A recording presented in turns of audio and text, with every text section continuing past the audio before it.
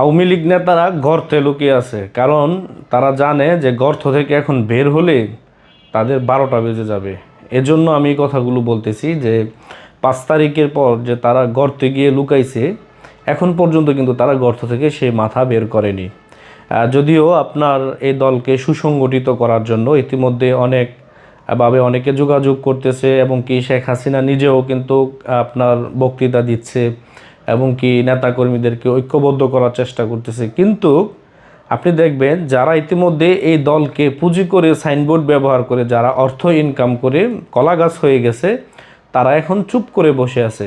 আগামীতে দেখবেন তারা বেশি একটা লড়বে না, কারণ কি তারা চাইবে না তাদের বিপদ আসুক। কিন্তু যারা আপনার একদম নিরীহ কর্মী, তারাই কিন্তু দেখবেন আগামীতে রাজপথে থাকবে এই দলটিকে ভালোবেসে, শুধু বঙ্গবন্ধুকে ভালোবেসে।